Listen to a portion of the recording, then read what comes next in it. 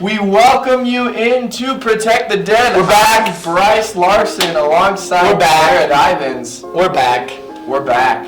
It's been a while since we did our first show, and we are glad to be back. That's right. What does our show look like today, Jarod? We're going to give you an update on UVU men's and women's basketball. Going to give you some expectations for wrestling this season, and recap the women's volleyball as well, and of course, Wolverine of the week. So let's go right into headlines. Headline number one, men's basketball is off to a 5-8 start so far. Their record is not as good as what this team has the potential to be. And it's not as reflective of how they've played. It's true. They just barely broke a 5-game losing streak with a win at Wyoming right at the buzzer. Not quite at the buzzer. 6 seconds left. Isaiah White hit a layup to win in Laramie. Go-ahead layup, 6 seconds remaining. Got the rebound, fast break out. Got a layup, took it all the way to the hoop. UVU wins by 2. Big-time win.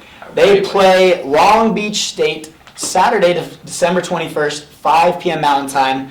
You can listen to that game on ESPN 960 Radio. Women's basketball, 1-9 record. They have really struggled so far this season.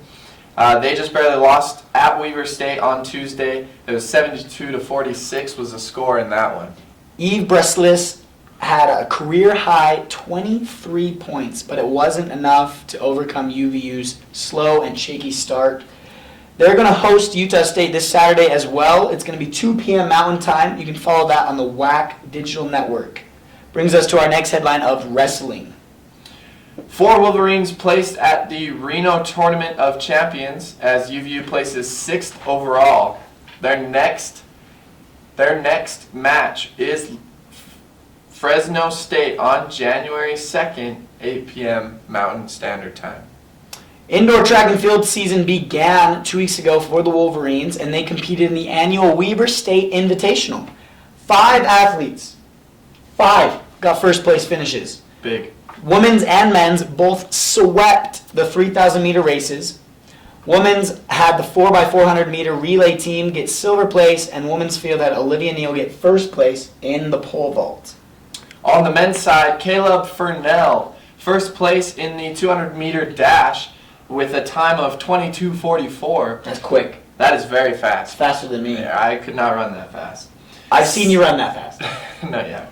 When the timer goes off for your Dr. Pepper, Seth Dabb, first place in the 400-meter dash. That's a race right there. 49.87. You got to sprint that whole thing. I think that's the hardest race of all of them. That's awful. The other ones you can kind of like pace yourself and then sprint, or it's just all out sprint. But that's the longest of just a pure sprint. Oh, it's terrible. Sounds awful. Couldn't do that one. UVU will be back in action for track next year in January on the 10th and 11th at the BYU Invitational. That brings us into our first topic of the day. Wolverine of the week. Let's go. Brice, who gets it? Taylor Vertel with the 3,000-meter race that she took first in. Great race with a time of 10:21. She beat also another Wolverine by 0.6 seconds. Like we said, UVU women's track swept that first, second, and third. But Taylor Vertel gets number 1, the sophomore from Timpanogos High School. Grew up. Repeat that. A what? A sophomore. In the entire Weber State Invitational, a sophomore. Gets number 1, 10 seconds, 10.21. Incredible. Scores those points. So that is our Wolverine of the week for us here on Protect the Den. Second ever Taylor Vertel. Congrats. We hope you keep winning it. If you could get a repeat on Protect the Den, Wolverine of the week consistently, you know you've done something right. So far it's been Mark Madsen and now Taylor Vertel. That's some great company to be in. Exactly. We're going to continue to do our weekly Wolverine of the week as we go throughout the show. Just a little plug for those watching and listening. We're going to be doing our live show in the Hall of Flags at UVU in just a couple weeks. Stay tuned for details and information on that. Hoping to get some more UVU athletes there with us. Last week on the show we had Joseph Trujillo, the rugby starting lock, join us. Unfortunately, weren't able to get Taylor Vertel, but we're going to get an interview with her as soon as we can. And that'll help as we go forward. Brings us to First topic of the day, men's hoops. Yes, men's basketball. Coming off of that great win at Wyoming, right with 6 seconds left, Isaiah White with that layup. He is the leading scorer so far for Utah Valley men's basketball. He averages 15 points a game. Yeah, he's been pretty good. UVU's had a rocky start. We've seen that. 5-8 is not the best. But there are good things happening. There are. Good things are happening. In the win against Wyoming the other night, they shot 40% from three, and they were 94% from the free throw line. Yep. 18 of 19 from the free throw strike. That's really good. You can't ask much better than that from your team, and those are the things they need to capitalize on, things they can control. Their effort, free throws, intensity. Mark Madsen said, "It was time we won one of these close games, and it was won with effort." I was really proud of our guys, and if you look at both plays that were made in the last 12 seconds of the game, we executed perfectly.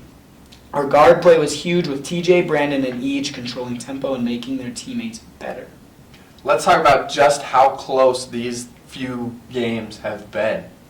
All right? They had an 8-point loss at Kentucky. On the road, in Lexington, lose by 8. They come home and they verse Lamar and they lose by 6 points. That's a very disappointing loss. Back-to-back home against losses, Lamar. brutal.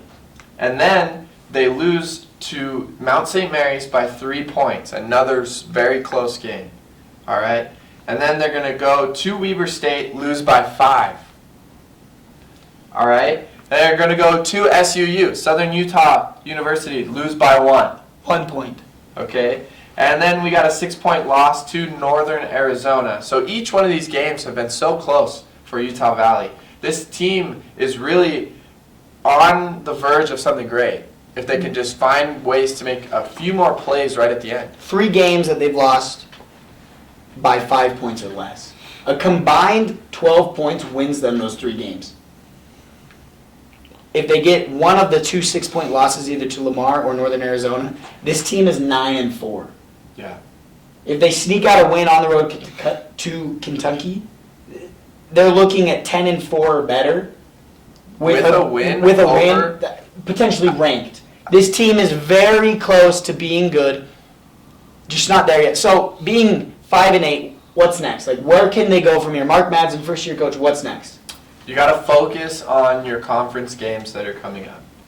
You got to take each game one step at a time because now your resume for the tournament, we know it's not there. No. You can't get in off of a resume.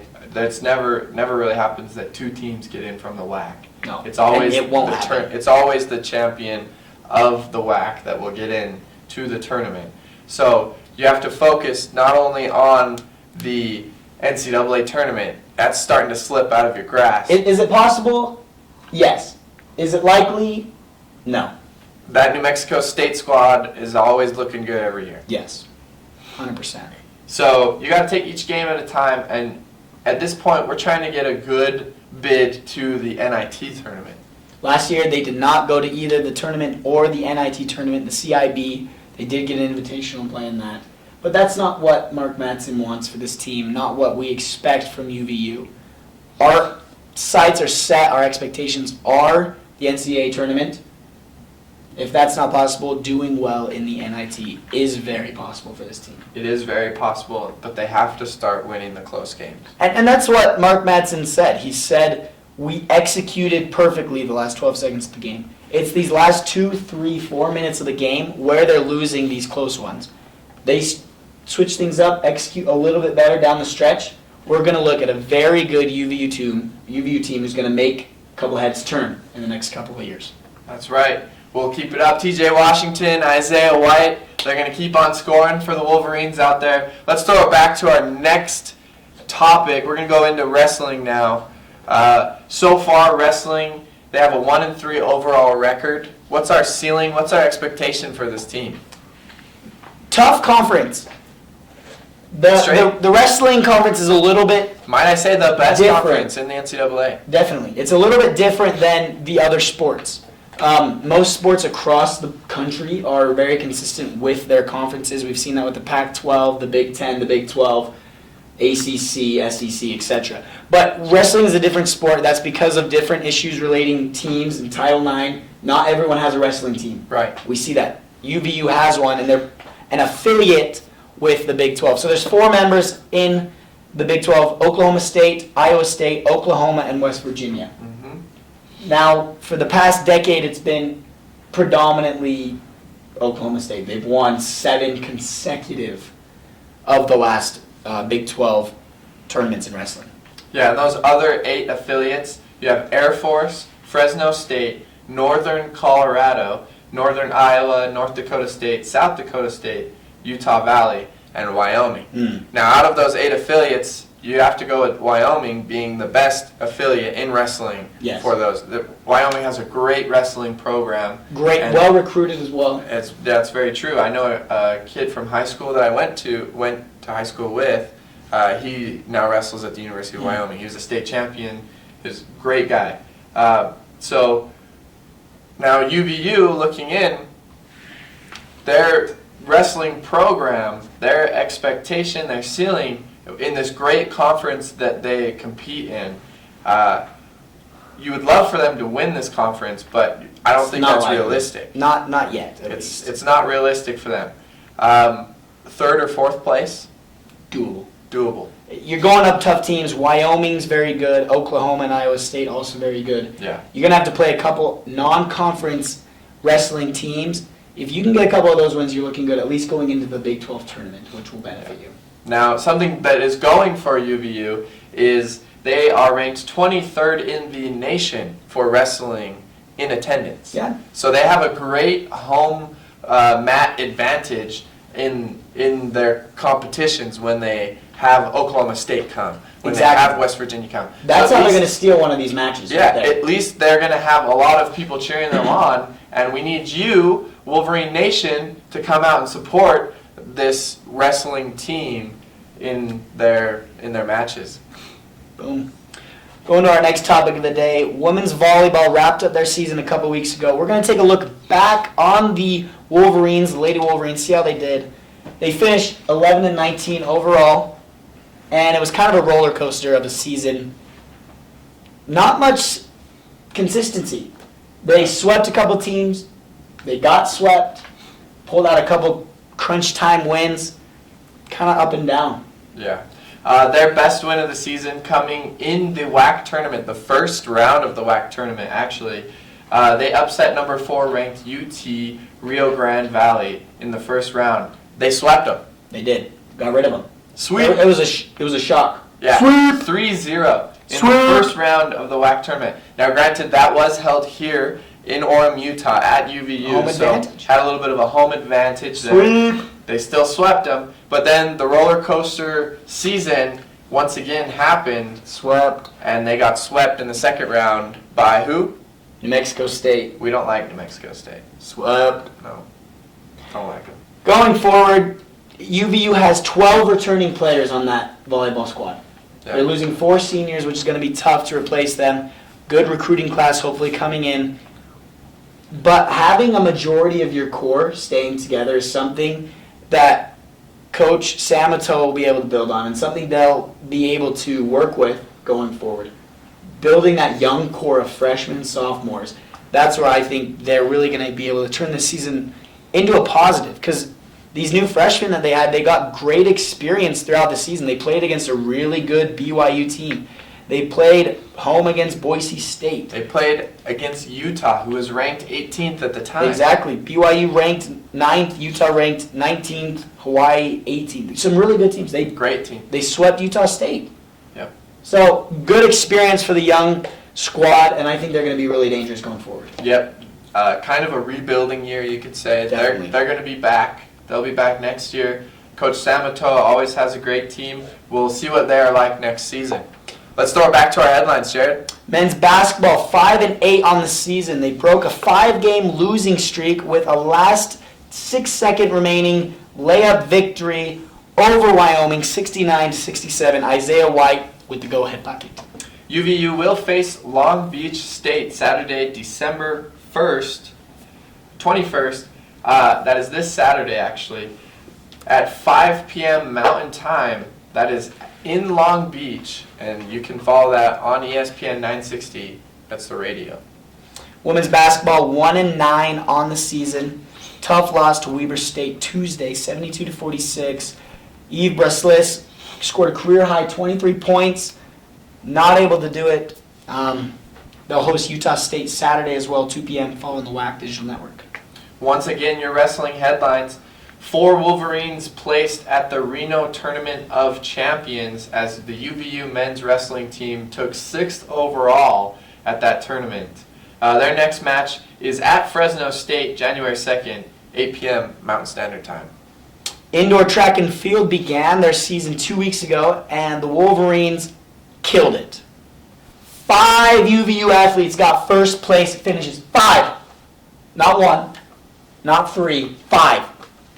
Women's and men's both swept the 3,000 meter races, including our Wolverine of the week, who swept and got first.